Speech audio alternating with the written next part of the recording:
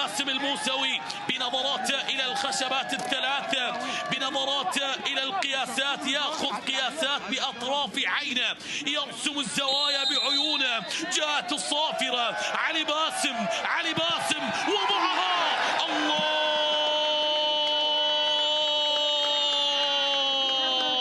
وإن كان قريب من الالتقاط، ولكن الكلمة العليا لكرة علي باسم، ولكن الكلمة العليا لركلة الموسوي. افرح، ابتسم يا ابا. ليش خليك ضاحك شوية، لا تخرب علينا الجول. وصلت إلى الشباك، وبالتالي ذهب إليها كوان، ولكن القوة بيسار الموسوي. وصلت إلى الشباك، نعم بيساره. ترجمت إلى أول الأهداف، ترجمت إلى كلام كرة القدم الحقيقي. نعم، نطقت كرة القدم، لأن لغة كرة القدم الحقيقية صارت على مستوى خط الدفاع. لا زالت قائمة. ماكنزي يا فنان. ماكنزي تحية العساكر.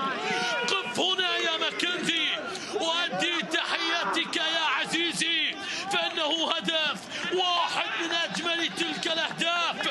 لاحظ وتابع، سأقول لكم إلى أين أخذنا ماكنزي. الله على كرة، راح من اليسرى جابها من اليمنى، قال له تعال منا، نروح منا، وبعدها إلى الزاوية البعيدة. وأعلن ماكنزي عن ثاني الأهداف. بالله عليكم، ألا تتذكرون هدف علي عدنان بمرمى إنجلترا عندما كانت بطولة؟ لدينا كرة من الجانب الأيمن، محاولة التقدم. نعم، هنا عن طريق علي رضا بكرة، وبالتالي هذه كرة. الله،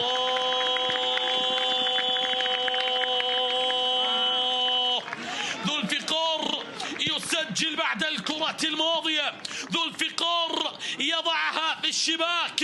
ذو الفقار يسجل الثلاثية العراقية بذكريات أبيه. نعم، هذا التوغل، هذا المرور، هذه العرضية الرائعة والرأسية التي اكتملت، والتلاعب الممتاز الذي كان من الطرف الأيمن عن طريق علي رضا حيدر، وضعها لذو الفقار على طبق من ذهب.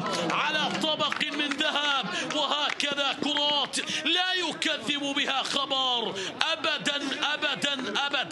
وهنا الثلاثية العراقية في هذا اللقاء بكرة علي حيدر.